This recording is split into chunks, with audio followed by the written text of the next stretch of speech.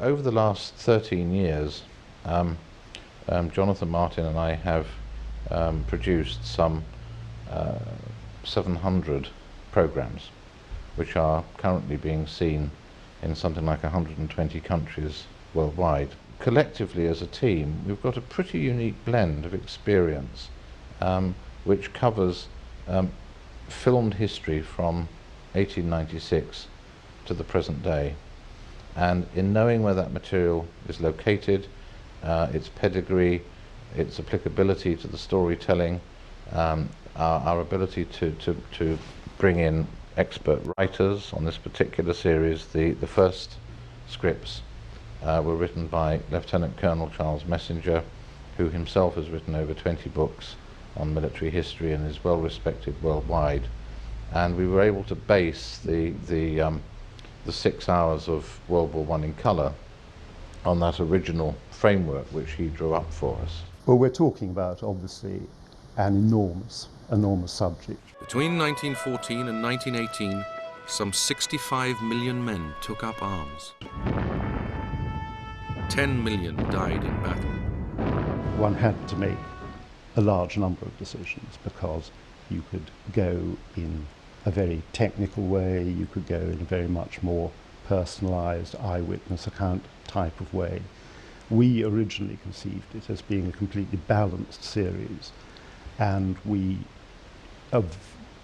avoided, because it would have made it so cumbersome to cover the whole century with eyewitnesses, etc., we tended to make it a chronological history theme, but having obviously to go into themes like air warfare in the First World War or whatever. The Imperial War Museum in London was of particular interest because so much of the material, which is held at Duxford in Cambridgeshire, has never been transferred from either safety film to magnetic formats, which effectively meant that a lot of the material, probably up to 75% that went into our programs, had never been previously shown on television.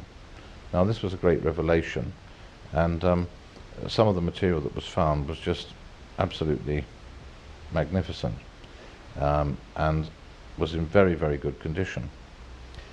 It enabled us to think very seriously that when the technology became available, it would make a marvellous colorized series. I was the producer-director on the original Century of Warfare project from which we derived World War I in colour.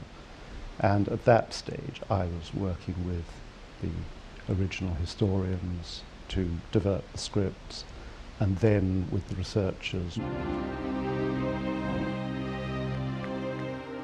Nobody has seen the war in colour before, and I think for me that was the extraordinary thing. It just suddenly brought it to life. It really emphasised to you that these were real people, that these were real events. It wasn't all happening in black and white. It was a real war involving real people. My own grandfather used to regale me on odd occasions with stories of lying about his age to join up in a great jingoistic fervour, of going to France and being at Hill 60 with Lieutenant Woolley when he won the Victoria Cross.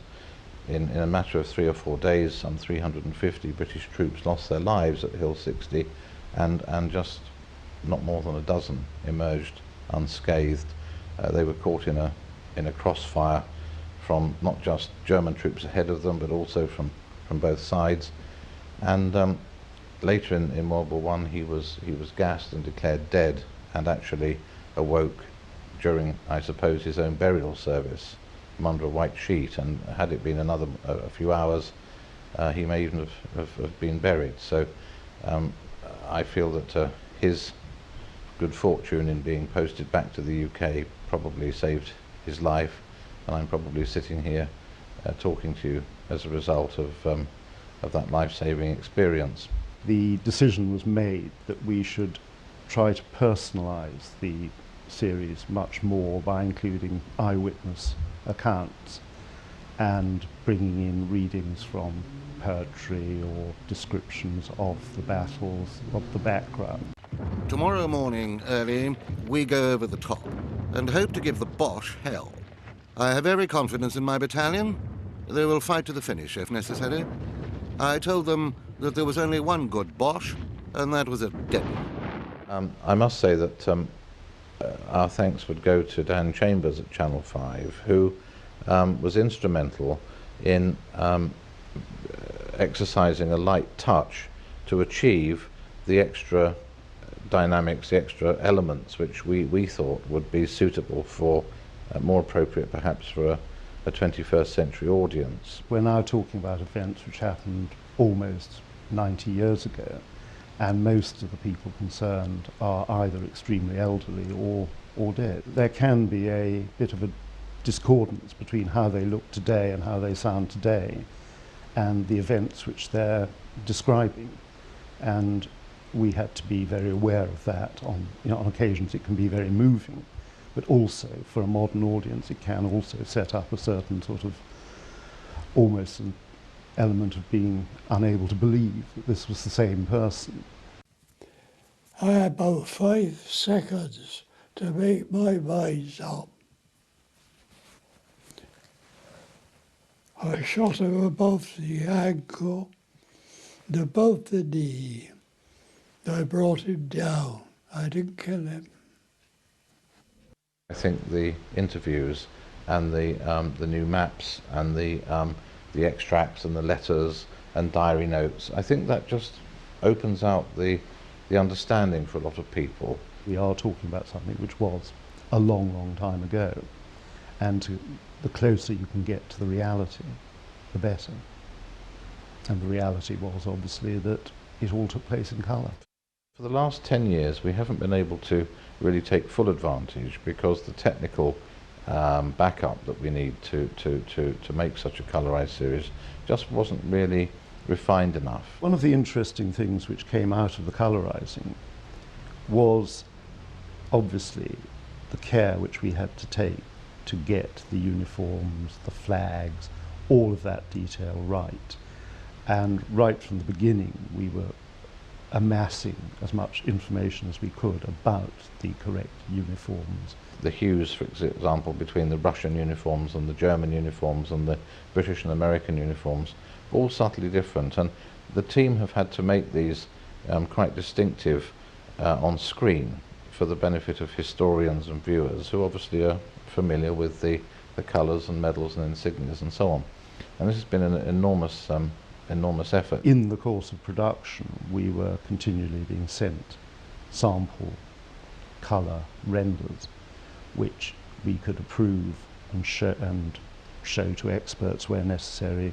We were continually being asked questions about what colour flag would that have been, or what troops were these. One of the factors which we considered once we'd made the editorial decision that the main part of the series would be the eyewitness route is that there are a number of crucial points, such as the introduction of the tank or aircraft, which we would not be able to cover in that way to the satisfaction of the more historically interested military interested market. So we then made another conscious decision to take certain of those events, particularly events which would not have been filmed, like the raid on Zeebrugge, and do a much more detailed computer graphic interpretation, reconstruction of those. And that is what one now sees on the DVD disc, is a number of key points in either the tactics, the strategy, or the machinery of war, which were not filmed in the sort of detail which would interest a certain part of the market. What we're looking at here is how good television today is at putting across a historical event like the First World War and giving people some impression of how it would have felt and would have looked if you had been there. When we first started talking to the Imperial War Museum about the black and white footage which they supplied to us, they showed us some material. In fact, the keeper, Dr. Roger Smither, showed us some material which was really quite stunning, and which the researchers there had found, which included British artillery bringing up very, very light 12-pounder guns to the front. Quite early in the war, before Lloyd George became Prime Minister, the Liberal government in those days, in the early stage of the war, had failed to provide the troops at the front with enough artillery, shells and ammunition.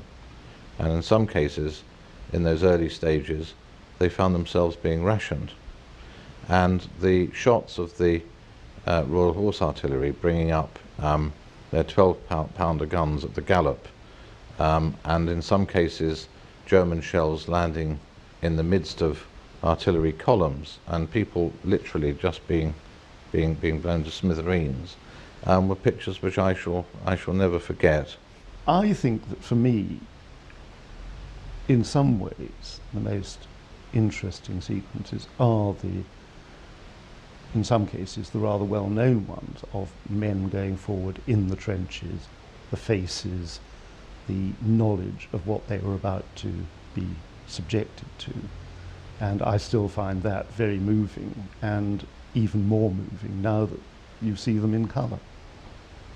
It's very difficult for us to really totally comprehend the absolute abject misery that many of those poor troops found themselves in.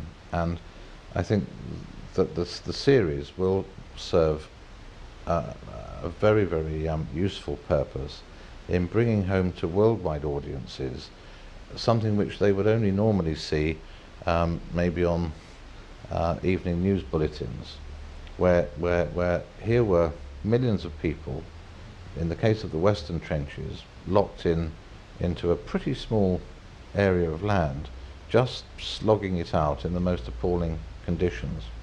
And had there been television in those years, there wouldn't have been a war, because public opinion wouldn't have allowed it to happen. But just literally 20 or 30 miles from the south coast of Britain, hundreds, thousands, possibly millions of Germans, Frenchmen, British troops, Americans, were just locked in this huge quagmire, and sometimes tens of thousands of them were killed in a single day. One has to keep coming back to the sheer scale of the killing on the Western Front. It was a very small area. When you go to visit the war graves today, you suddenly realise, A, that it all took place over only a few hundred miles, and the sheer numbers of people killed in that tiny area, and the fact, from the British point of view, that it was taking place, as Philip said, just 20 miles away from the coast of, from Dover. You could hear the guns. Tonight, I may sleep and dream of you where a Boche officer never dreamt of the trouble awaiting him at dawn. Think of the hundreds of tanks. Think of the hundreds of guns, all got up quietly and secretly. I can't get over the wonder of it. As the programmes have started to take shape, both the executives at Channel 5 and ourselves have sometimes not been able to get people out of our offices because they've never seen World War I in colour before, and they've just been absolutely glued to the television sets and wouldn't leave. And if this is any indication at all of the appeal of seeing this material for the first time, I think it will introduce to a new generation who are, if you like, in a sense, colour literate. It will introduce to those young people to just the indescribable, unbelievable horrors that their grandfathers and great-grandfathers went through in just barely 100 years ago.